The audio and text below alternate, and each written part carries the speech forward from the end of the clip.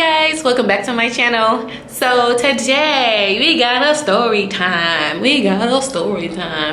I can laugh about this now, but not so much when it happens.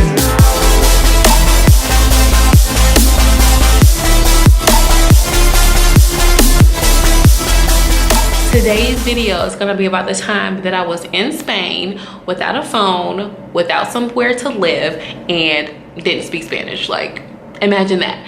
But anyways, it's the truth. So if you're interested in seeing how this story time played out, make sure you keep on watching. I'm gonna give you a little bit of background so you kind of understand why I was there. So anyways, we moved to Italy last January, actually, in 2017.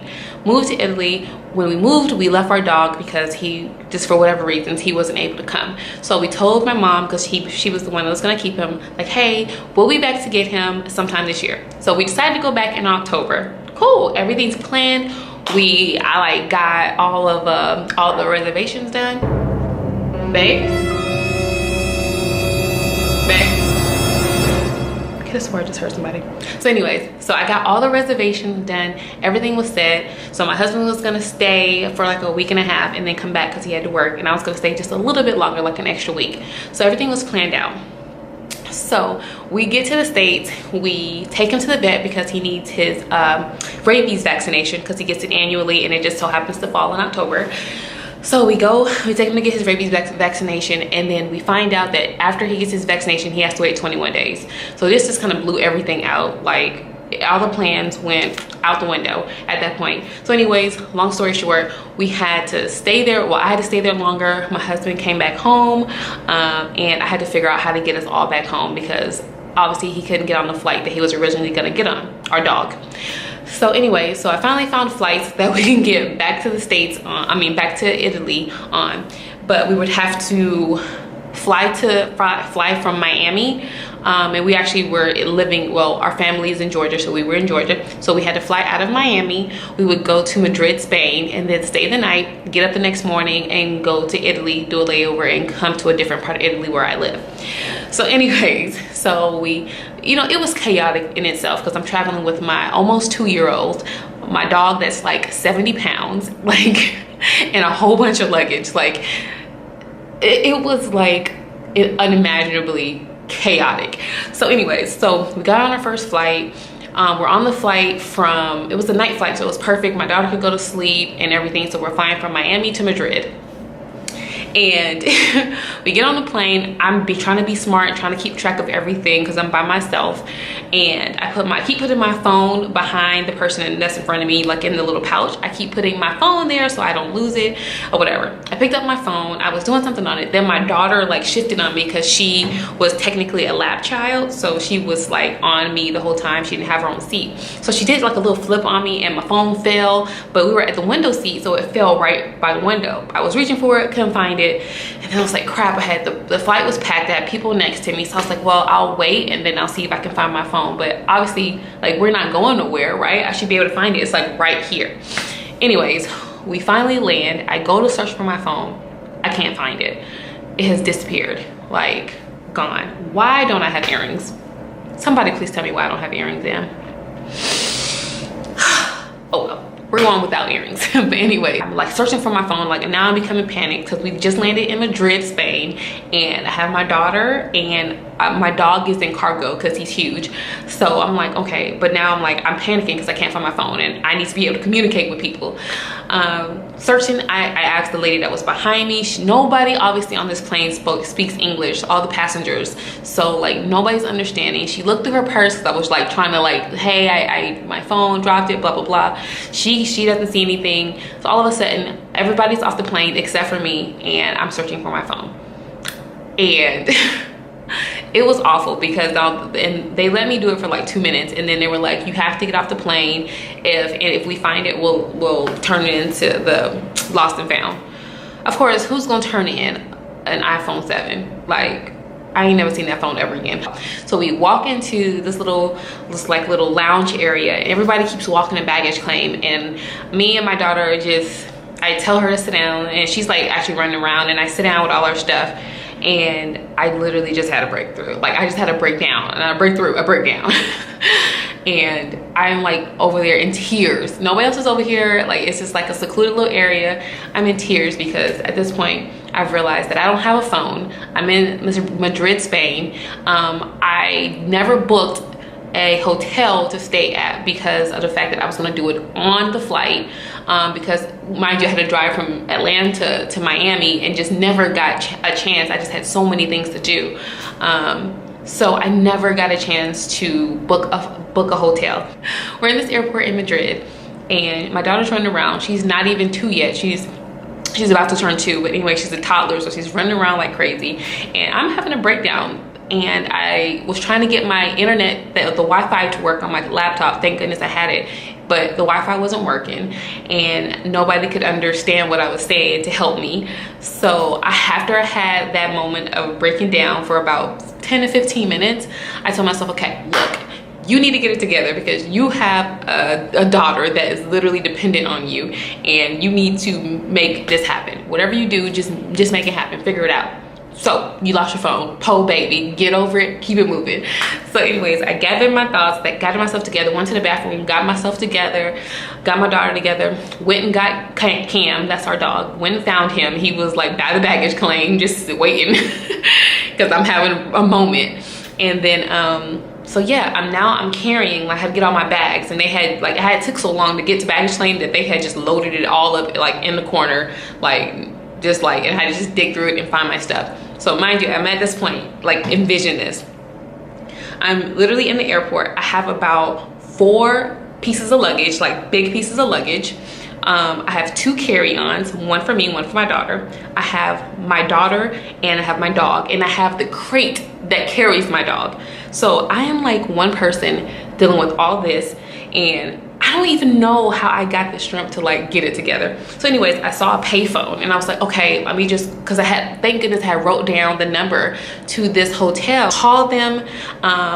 It was a language barrier, so I just tried to find out like how to get to them. And so like there's taxis and stuff, but they said they had a shuttle, so I was like, okay, cool, I'm just gonna go outside. I had no idea what shuttles were. Like nothing is in English, like everything is in Spanish, like all signs, everything, and everybody speaks Spanish. And so I was like, okay. So I saw a shuttle. I was like just standing outside for like 5 minutes, and like I saw a shuttle go by, and I was like, well, where are the shuttles? So I just followed wherever that shuttle went, and I went to this little shuttle area. And so I sat there long enough, and then the shuttle bus finally came went to that specific hotel. Then he told me that nobody helps you. First of all, nobody helps you do anything. He was like, oh, you need to make sure your dog, because I had broke down his crate because it was so big I couldn't carry it like put together. So he was like, you need to put, pretty much, he was trying to tell me in Spanish, but I understood that I need to like put together his crate so he could get into it, because they weren't gonna let him just get on the shuttle. So that takes a while because it has all these bolts and screws. Like if you've ever had like a crate, a big crate, or a crate for an animal, like you have to like put these little things on, and there's like 16 of them, and it took forever. So like he left and the shuttle bus left us. So I'm over here trying to get this together without my dog going crazy and running around, without my daughter going crazy running around, out in the middle of like an airport, like you know how you go to the airport and all these people are getting dropped off and picked up, like that kind of area. Shuttle bus finally comes back. We get on the bus, go to the hotel with all this luggage. We get there, they're like, oh, hi, do you have a reservation? You know, like this one person that, you know, can speak somewhat English.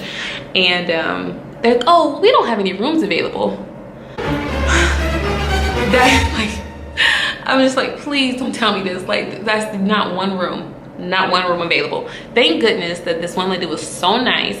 She called another location and found a room for me, called a taxi for me, and made sure it was big enough for everything I had, because I had a lot of stuff, obviously.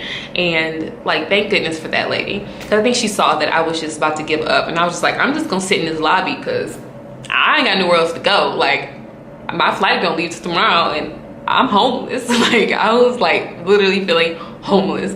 So anyway, so the taxi came, the guy helped me go to the next hotel.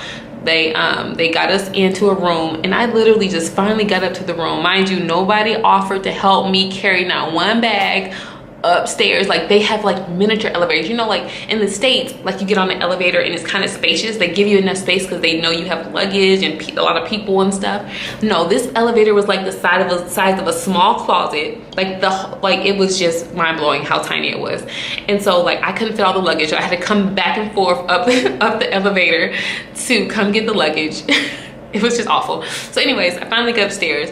I just had a moment to just sit there and just couldn't believe that I'm in another country and I just figured something out. Like I just figured out how to get a hotel room. Like we went outside. I was like, let me find my daughter something to eat, because at this point we're funky because we ain't washed, because we haven't washed since we were in Atlanta and we had to go to Miami, get on a flight. So mind you, it's been a while since we didn't smell fresh. We funky.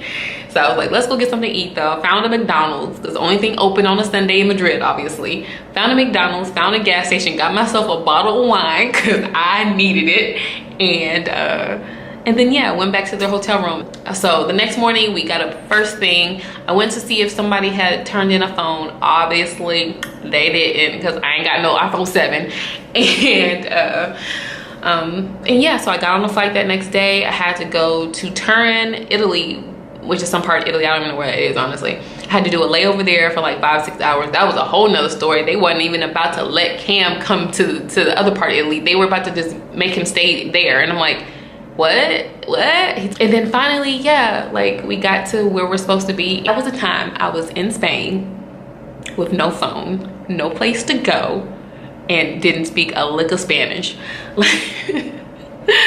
It was the worst experience like ever. Like, so I'm just like, this is, yeah, I'm done with that story time. But like if we go back, rewind.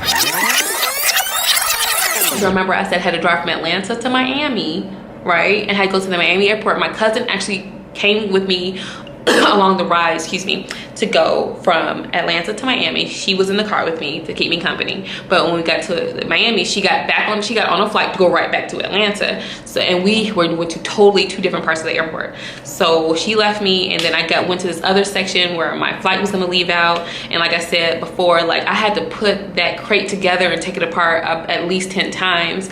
And there was a time where Cam, like my dog, is so friendly that somebody was coming to like rub him. So it would say we're coming up to touch him, and he got so excited because he just loves attention, that he knocked over the cart he was attached to, scared himself to the point of he's running through the airport with the cart attached to him because I tied him up to it thinking that he would stay still. So he's running through the airport scared of what's attached to him, so he doesn't realize that he can't get away from it. I'm literally trying to keep my daughter still, my toddler, and I'm running through the airport. Running through the airport. Cam, wait.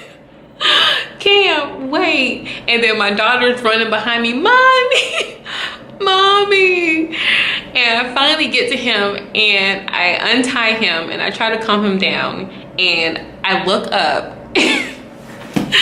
and everybody is watching me. Everybody in the airport that was in that area was watching me. Now, not one person asked could they help me. Not one person.